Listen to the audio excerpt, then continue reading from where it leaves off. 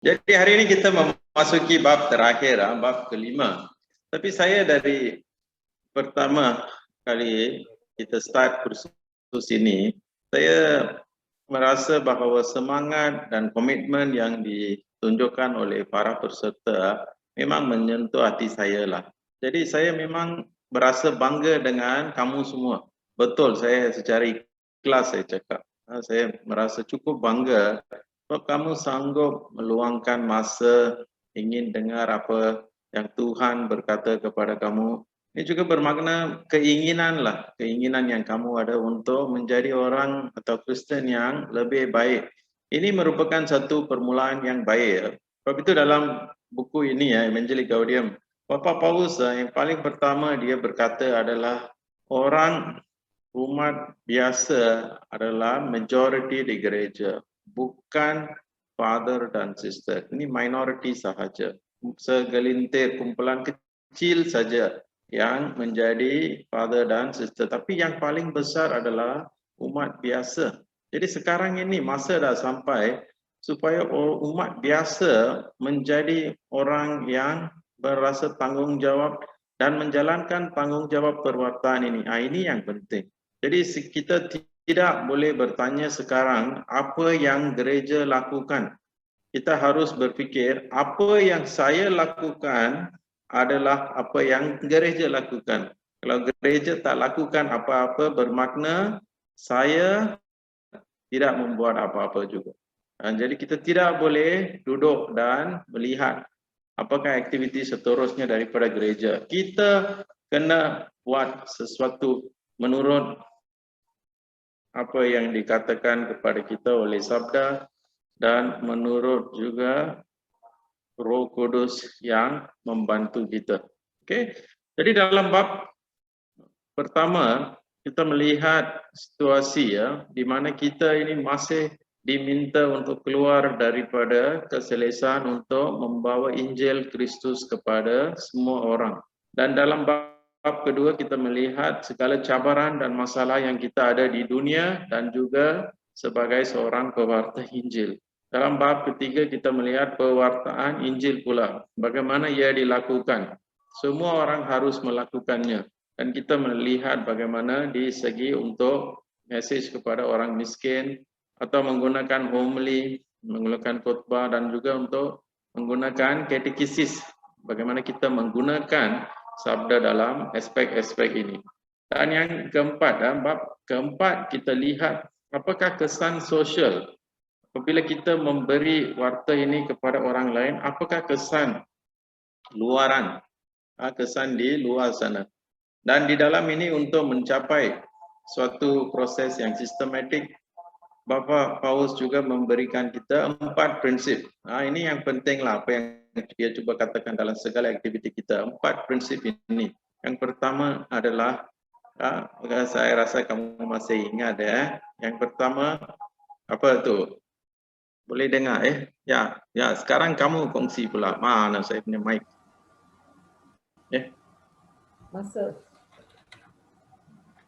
Masa kesatuan.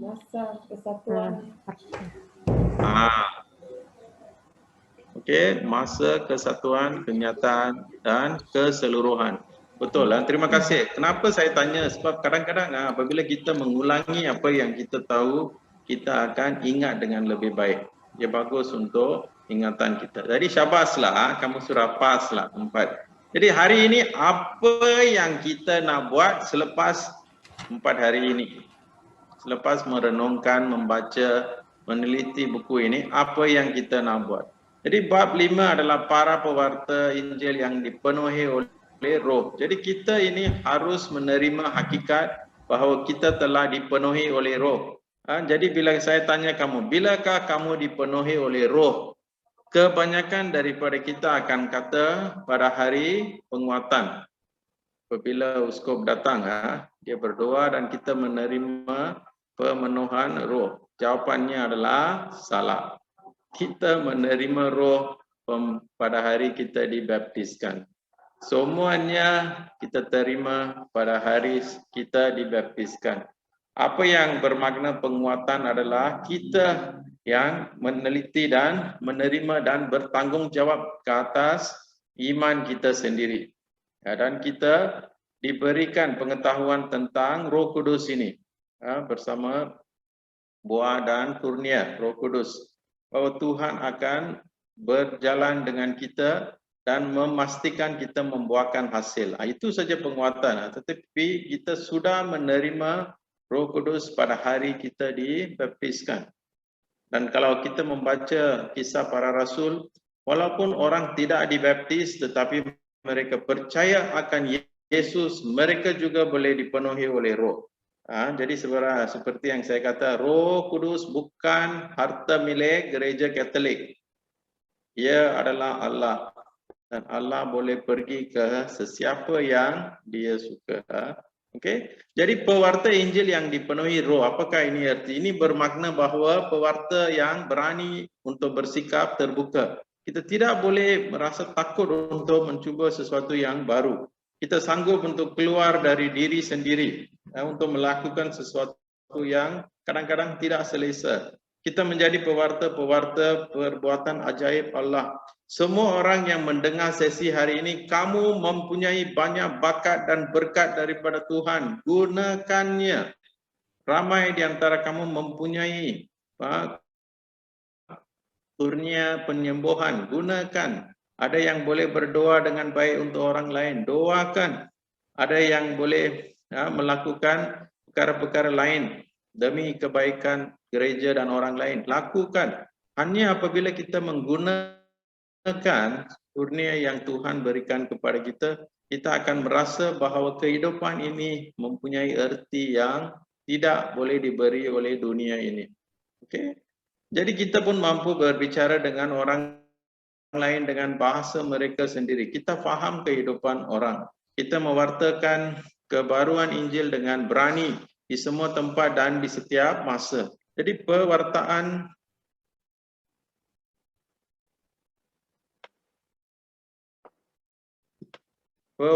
dengan kata dan juga dengan kesaksian. Ini penting ya. Kita haruslah melakukan. Sekarang ini ramai orang yang bercakaplah. Sedikit saja orang yang melakukan apa yang mereka katakan itu. Okey.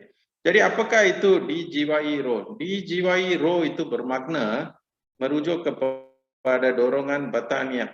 Ya, bataniah pula. Batiniah yang mendorong, yang memotivasi, menyemangati dan memberikan makna kepada kegiatan individu dan komuniti. Ini adalah salah satu daripada kekurangan kadang-kadang saya rasa di gereja.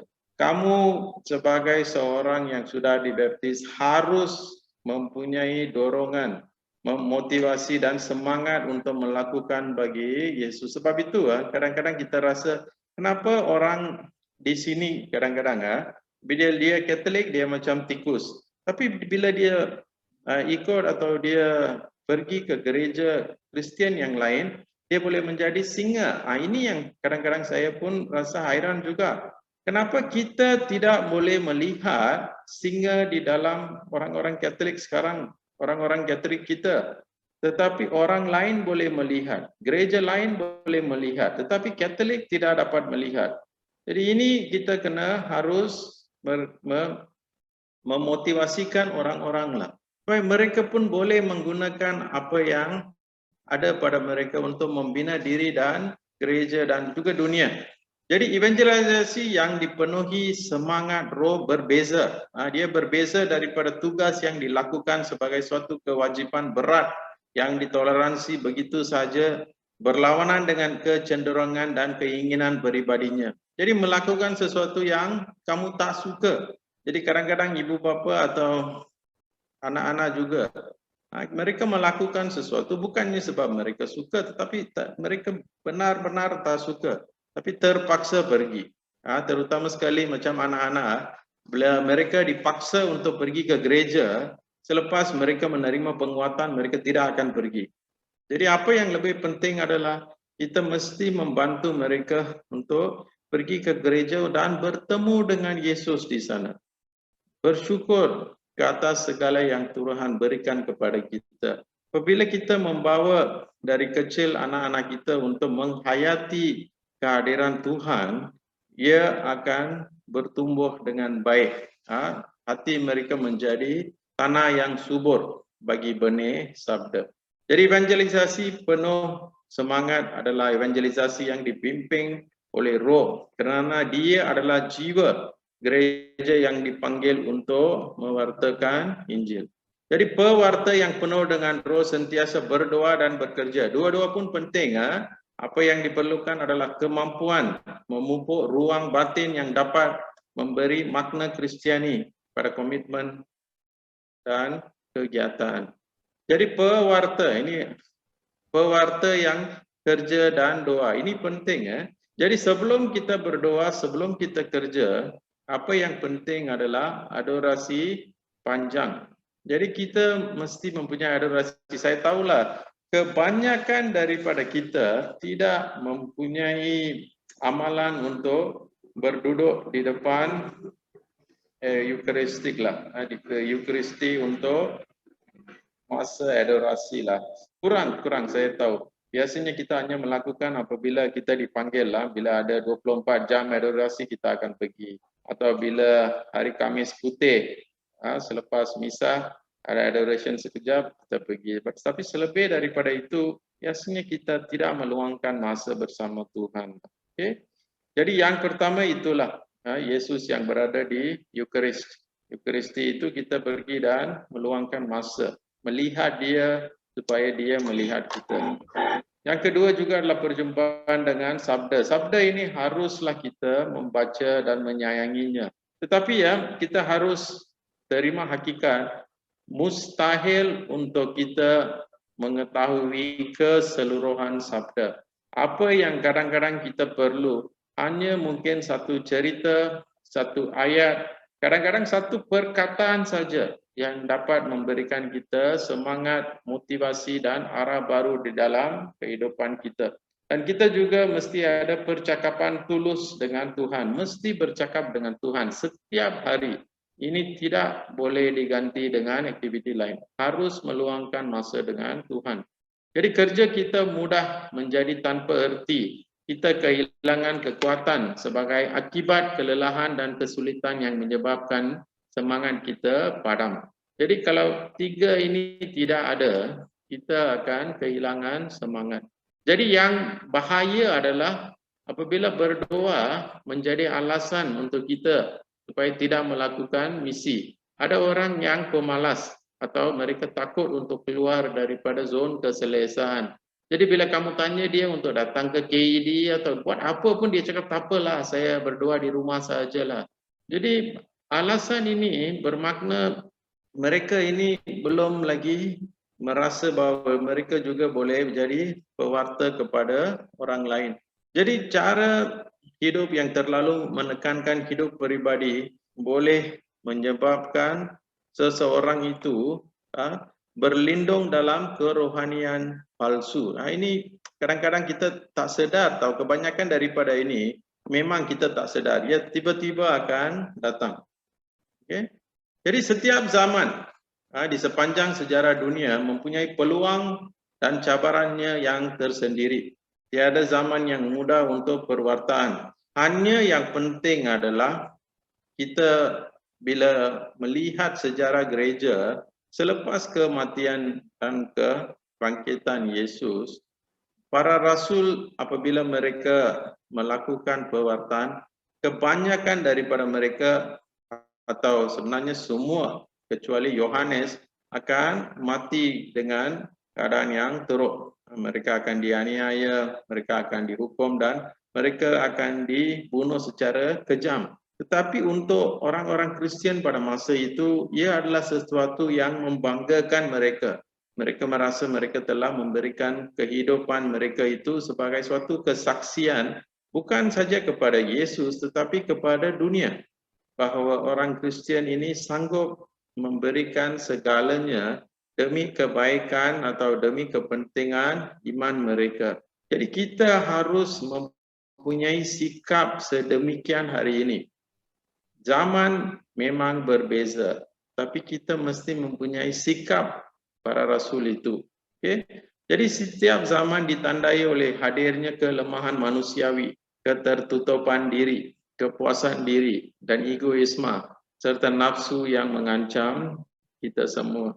Jadi kalau kita ini melihat persekitaran kita dengan jujur, kita akan tahu pada masa COVID ini, walaupun ia bukan macam masa peperangan, tetapi aktiviti kita sudah dikurangkan, ramai yang terlalu ketakutan, termasuk semua orang. Ini bukan hanya pada atau umat, semua orang pun ada yang berani, ada yang takut juga. Jadi dalam keadaan begini, bagaimanakah kita terus mewartakan Injil? Bagaimana kita membantu orang lain? Itu yang kita harus bertanya daripada Roh Kudus hari ini. Okay? Jadi yang penting adalah perjumpaan pribadi dengan kasih Yesus yang menyelamatkan. Jadi Bapa Paulus pada permulaan pun dia sudah kata, sukacita Injil, sukacita ini adalah sesuatu yang datang daripada pertemuan pribadi kita dengan Yesus. Kita dipenuhi oleh kasih Yesus. Jadi alasan utama untuk evangelisasi adalah kasih Yesus yang telah kita terima.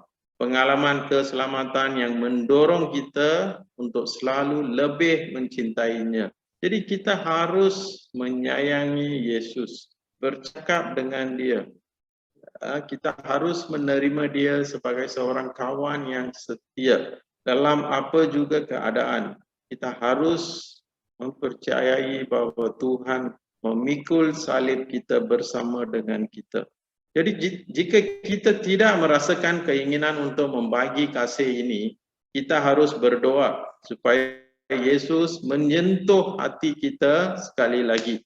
Jadi Yesus selalu akan berjalan. Hari ini pun Yesus masih berada dengan kita. Dan dia akan datang dan memberikan jawapan kepada persoalan kita. Masalahnya kadang-kadang kita yang tidak bertanya dengan Yesus. Kadang-kadang kita tanya sekejap saja kemudian kita berhenti. Jadi harus mempunyai sikap untuk bertahan. Bertahan sehingga sesuatu berlaku. Okay? Jadi betapa baiknya berdiri atau kadang-kadang berlutut di hadapan salib atau sakramen Maha Kudus. Bila saya kecil dahulu, adalah sekali dua kali bapa saya pukul dengan rotan lah. Tetapi kebanyakannya saya terpaksa pergi dan berlutut di hadapan altar. Tangan mesti buat macam tanda salib. Sehingga bapa cakap boleh berdiri, baru boleh berdiri. Di masa itu saya akan pandang Yesus dan Yesus pun pandang saya lah. Tapi hari ini pun kadang-kadang saya buat juga lah. Bila tak ada orang di gereja, saya seorang, saya boleh buatlah di depan Tuhan. Apabila kita berlutut, kita meletakkan tangan seperti tanda salib, kita pun rasa sakit juga lah. Tapi dia menunjukkan betapa jujurlah. Ramai orang umat bila mereka berdoa memang jujur. Mereka berdoa daripada hati mereka. Jadi motivasi terbaik untuk menyampaikan Injil adalah merenungkannya dengan kasih. Bahwa Tuhan mempercayai kita. Tuhan memberikan kita kesempatan untuk melakukan sesuatu yang kecil saja untuk dia. Jadi dengan renungan yang mendalam kita harus memberikan Yesus kepada orang lain.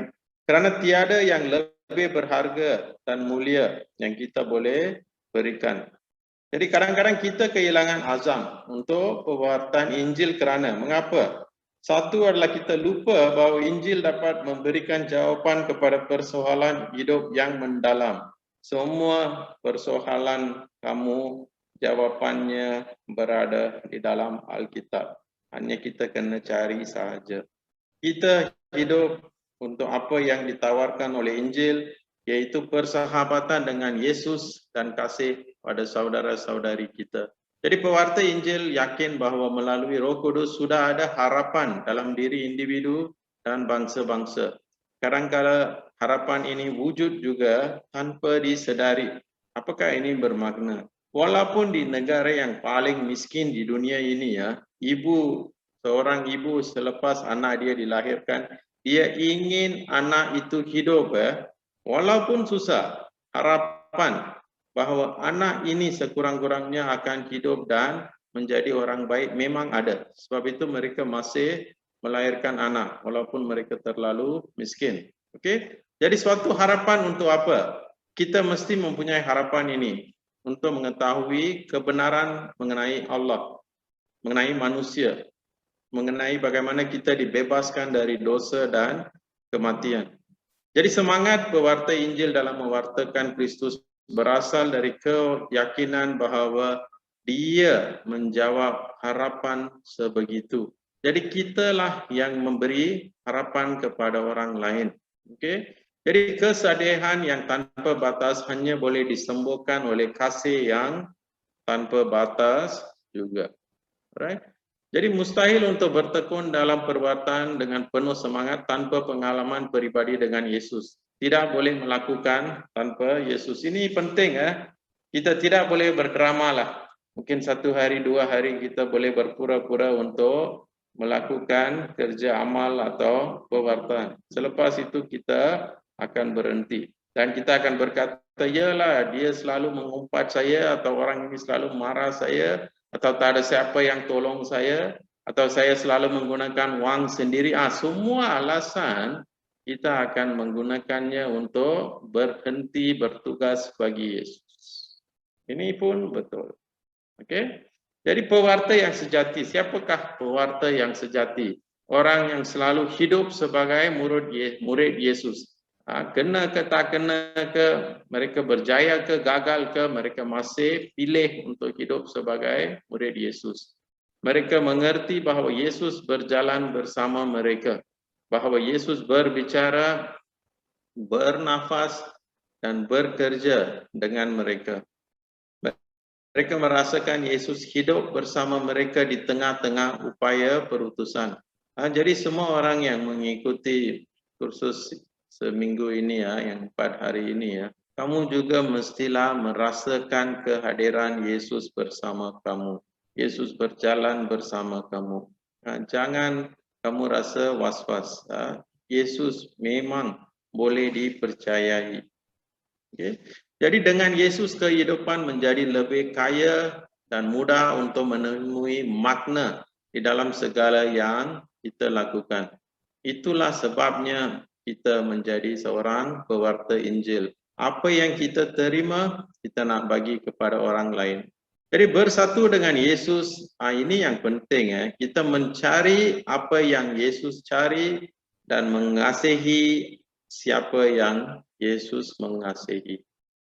Yang dicari Yesus adalah kemuliaan Bapa-Nya. Jadi ini haruslah menjadi motivasi kita juga.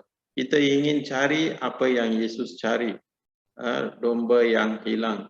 Dan kita ingin mengasihi apa yang Dia kasihi. Memang susah, memang menyakitkan, tetapi itulah panggilan kepada murid-murid Yesus. Jadi kita juga harus memupuk sikap untuk melakukan segalanya demi kemuliaan Allah juga.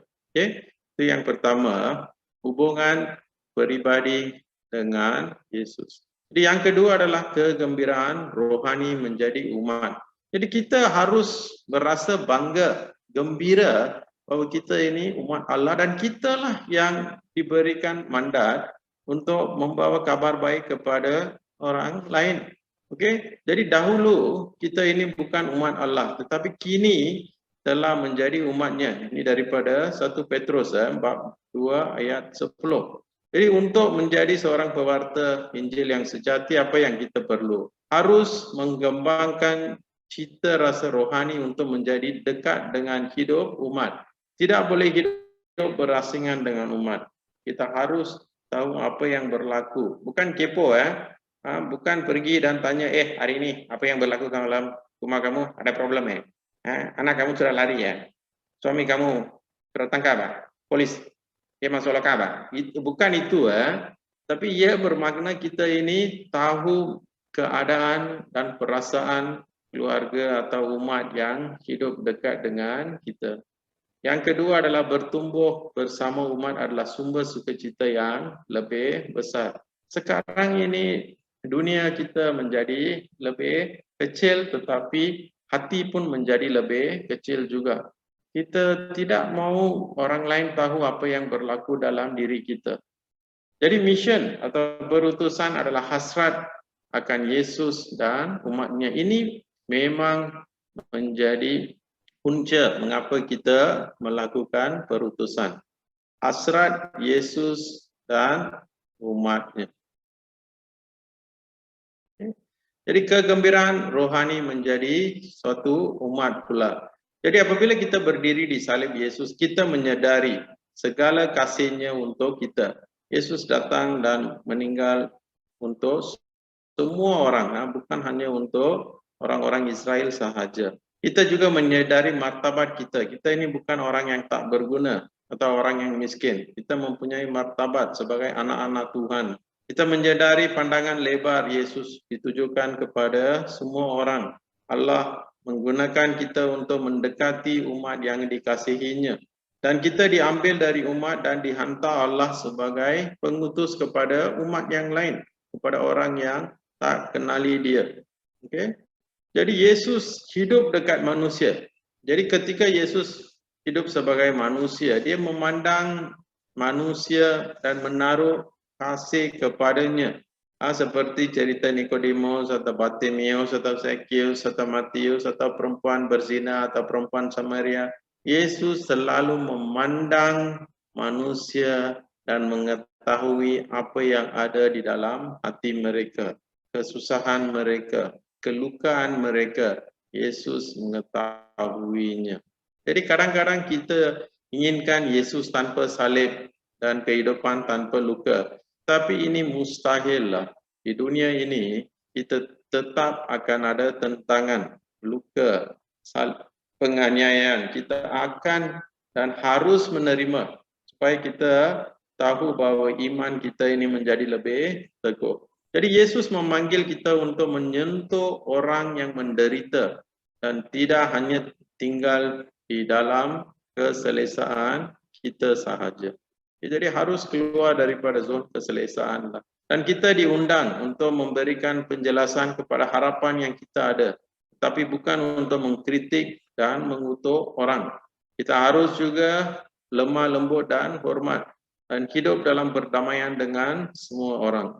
Kita harus mengalahkan kejahatan dan kebaikan. Ini betul. Kita tidak boleh menanamkan kebaikan dengan melakukan kejahatan. Tidak boleh. Kejahatan hanya boleh dikalahkan oleh kebaikan. Kita harus bekerja demi kebaikan semua orang. Dan tidak harus melihat lebih baik dari orang lain. Tetapi dengan rendah hati menganggap orang lain itu memerlukan atau memang layak untuk menerima layanan daripada saya. Okey. Jadi kita juga harus mengasihi sesama. Adalah suatu kekuatan rohani yang mempermudahkan perjumpaan dengan Allah. Jadi tanpa kasih sesama, kita berada dalam kegelapan, tetap dalam maut, tidak mengenal Allah. Jadi surat pertama Yohanes ini adalah surat kasih Allah. Dia bercakap, dia menulis tentang bagaimana besarnya kasih Allah kepada setiap orang. Jadi hanya mereka yang mencari kebaikan orang lain dan menginginkan kebahagiaan mereka boleh menjadi pewarta Injil. Jadi kita inginkan kebaikan orang lain dan kebahagiaan orang lain, bukan kebahagiaan kita.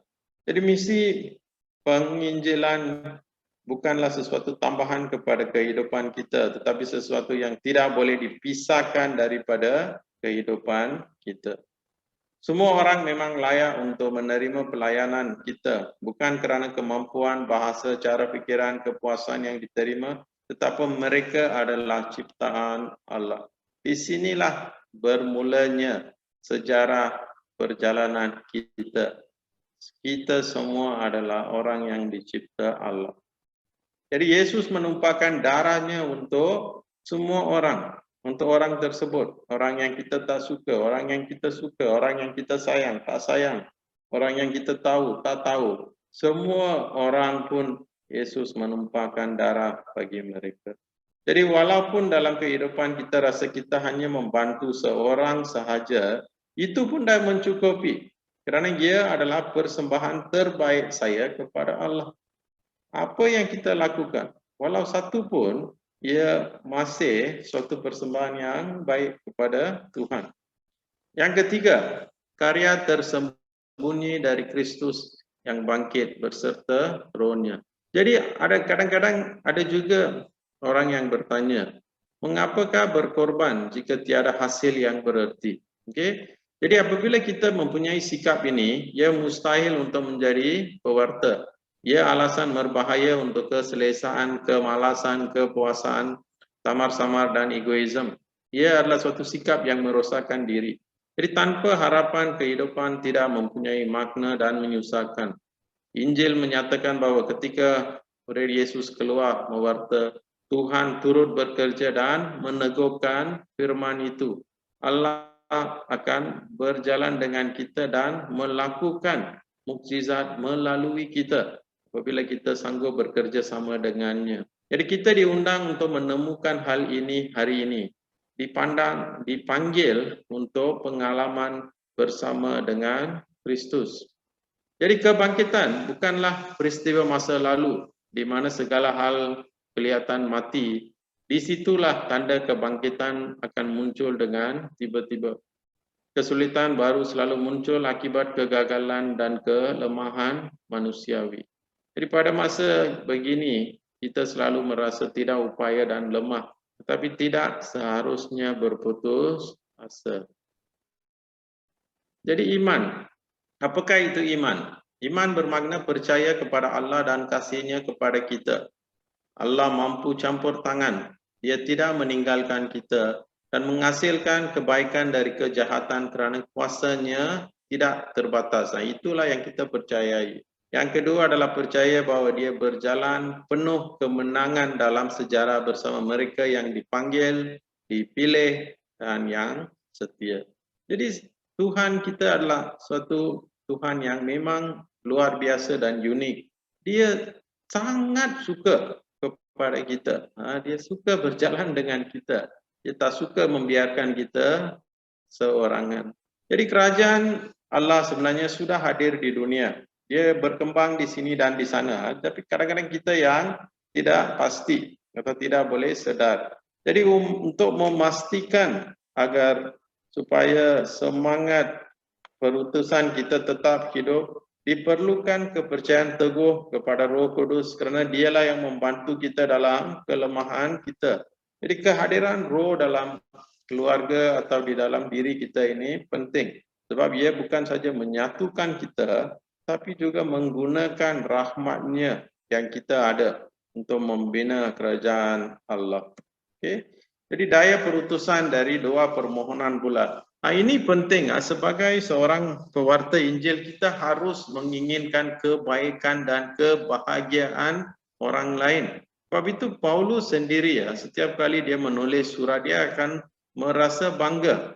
Setiap kali aku berdoa untuk kamu semua, aku selalu berdoa. Aku merasa bangga sebab kamu ada di dalam hatiku. Dia selalu fikir tentang orang yang dilawati, orang yang melakukan pelayanan dan dia berdoa untuk mereka. Jadi kita juga harus setiap hari berdoa untuk orang-orang yang kita bertemu, orang-orang yang memberikan kita harapan. Kita harus bersyukur kepada Tuhan untuk orang-orang ini sebab merekalah pewarta Injil kepada kita. Apabila kita memberikan kabar baik kepada orang lain, kita menjadi pewarta. Apabila orang lain memberikan kita mesej daripada Tuhan, merekalah pewarta. Jadi doa permohonan tidak menjauhkan kita dari kontemplasi yang benar. Karena kontemplasi ada yang tidak memberi tempat kepada orang lain adalah suatu kebohongan. Jadi kontemplasi adalah apabila kita merenungkan sabda atau kehidupan bersama dengan Tuhan dengan cara yang mendalam. Ini heninglah, ini dalam keheningan kita memasuki ke dalam misteri Allah sendiri, di mana roh kita bersatu dengan roh Allah. Tapi ini mengambil masa lah. Ia memang mengambil masa. Kita tidak boleh menjadi pakar dalam sehari.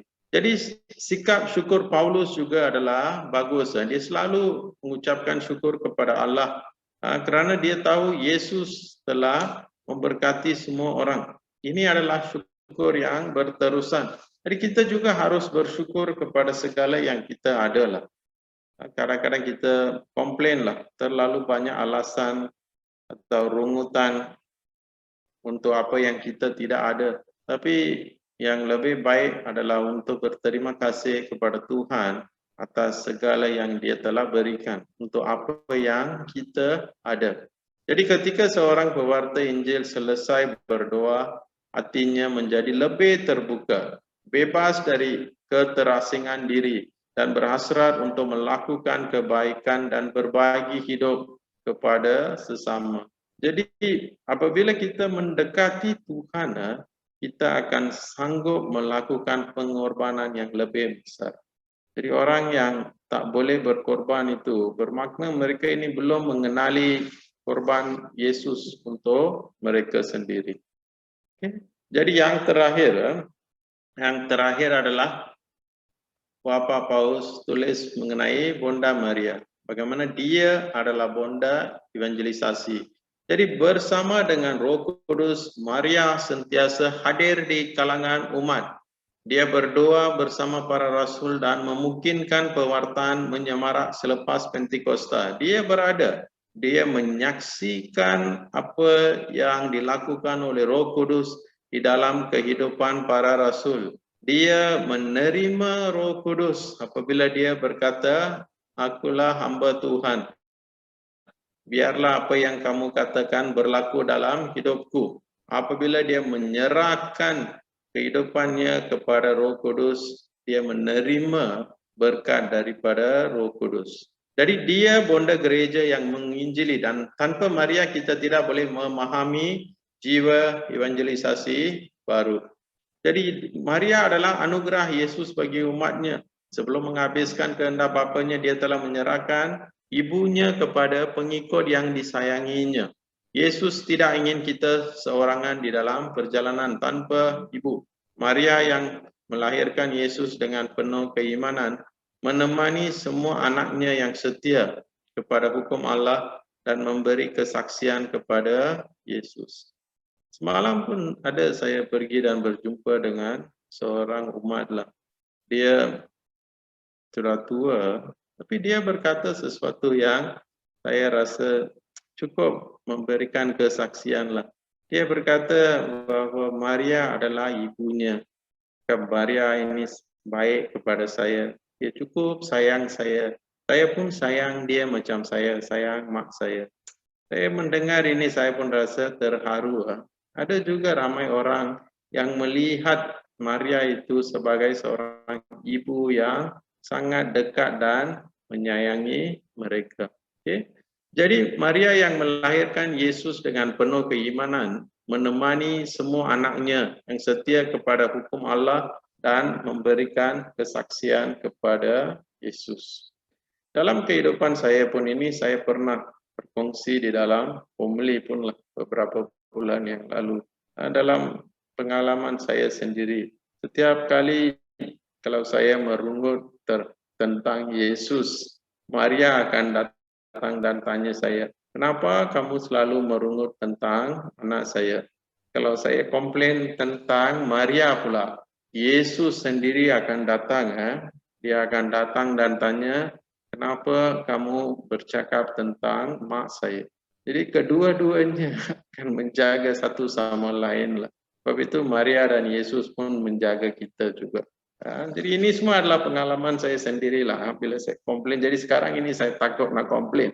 Kalau komplain tentang Yesus, Maria yang datang. Komplain tentang Maria, Yesus pula yang datang. Tapi ini betul. Saya menyadarinya. Okay. Jadi Maria yang mampu menukar kandang menjadi rumah bagi Yesus apabila Yesus lahir, dan dengan kain lampin yang sederhana dan kasih yang melimpah. Maria adalah sahabat yang selalu peduli supaya anggur tidak kehabisan di dalam kehidupan kita. Jadi hati Maria ditikam pedang.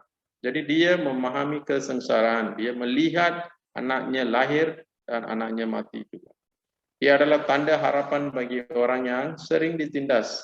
Dialah pewarta Injil yang mendekati dan menemani kita sepanjang hidup, membuka hati kita kepada iman dengan kasih keibuan, dan dia sebagai bonda sejati berjalan bersama kita, berjuang bersama kita, dan mencurahkan kedekatan Allah. Setiap kali kita berdoa Salam Maria, yang penghabisan itu penting. Doakanlah untuk kami sekarang dan waktu kami mati. Hanya dalam doa Salam Maria, setiap kali kita berdoa untuk kematian kita, kita meminta bantuan daripada doa Maria, bukan hanya ketika kita hidup, tetapi pada waktu kita meninggal. Kita inginkan perdampingan daripada Maria. Okey. Jadi yang terakhirlah, ini terakhirlah. Maria juga adalah bintang evangelisasi baru. Maria membiarkan dirinya dibimbing oleh Roh Kudus melintasi perjalanan iman menuju tujuan pelayanan dan kesuburan. Dia tidak tahu ke mana dia pergi. Dia hanya tahu siapa yang membimbingnya. Itu saja yang Maria tahu. Ke mana dia pergi tak tahu. Siapa yang membimbing dia tahu. Jadi kita juga memandang dan memohon daripada Maria agar membantu kita mewartakan pesan keselamatan kepada semua orang dan agar memampukan para murid baru menjadi pewarta iman yang giat. Jadi sepanjang pensiarahan evangelasi ini, kita akan alami saat-saat kegersangan, mesti akan datang, kegelapan akan datang, dan bahkan keletihan memang akan datang, seperti yang dialami oleh Maria dan Yesus. Segala yang mereka lalui, kita juga akan melalui. Tetapi mereka melalui bersama. Yesus dan Maria melalui suka duka bersama. Tapi hari ini apabila kita melalui suka duka, Maria dan Yesus berada dengan kita. Kita tidak keseorangan. Okay? Jadi di dalam diri Maria kita melihat bahawa kerendahan hati dan kelembutan bukanlah tanda kelemahan, tetapi kekuatan. Dia menyimpan secara cermat segala perkara di dalam hatinya dan merenungkannya. Maria mampu mengenali jejak-jejak Roh Allah dalam peristiwa besar dan kecil. Dia sentiasa merenungkan misteri Allah di dunia kita, dalam sejarah manusia dan dalam kehidupan seharian kita. Jadi itulah dengan memberi Maria sebagai model dan ibu kita, Bapa Paus Fransiskus ini mengakhiri Evangelii Gaudium ini. Jadi di sepanjang kelas atau sesi yang kita telah ada daripada hari Isnin, apa yang penting adalah penginjilan atau evangelisasi ini memang diperlukan pada zaman ini, pada hari ini. Kita melihat dengan mata sendiri berapa ramai orang yang kita tahu, kita kenali, dengan mudah mereka meninggalkan gereja, meninggalkan Yesus. Jadi kita boleh buat sesuatu untuk mereka, untuk diri kita juga. Kita tidak boleh merasa malu lah. Kadang-kadang kita pergi lawat umat, mereka akan menendang kita keluar. Saya sendiri pun, saya pernah berkongsi, saya sendiri pun kadang-kadang bila saya lawat umat, ada yang terima saya. Masa COVID ada yang tak terima saya. Bila saya panggil pun dia cakap jangan datang. Dan ada di antara mereka bukan umat baru, mereka memang kawan baik saya. Tetapi kawan pun boleh menjadi lawan apabila suasana berubah. Jadi kalau begini cara manusia hidup, kita tidak boleh melihat atau menerima penolakan itu sebagai absolut atau sesuatu yang habis, terakhir. Kita haruslah menerimanya sebagai salah satu titik untuk kita memulakan ayat yang baru. Apabila kamu tulis cerita, kamu tahu setiap kali kamu ada titik, kemudian ayat yang baru pula bermula. Dengan Yesus, setiap hari kita memulakan ayat yang baru. Jangan kita selalu hidup dengan kesalahan semalam, tetapi harus mempunyai harapan mengenai cerita baru yang kita boleh tulis dengan hidup bersama Tuhan hari ini. Kita mempunyai kawalan untuk apa yang kita lakukan hari ini. Esok belum lagi. Semalam tak boleh buat apa-apa lagi. Tapi hari ini, orang yang kita lihat, orang yang kita bertemu, mereka lah yang kita harus mewartakan Injil ini. Jadi sekian, terima kasih. Okay, sekarang Sister Meg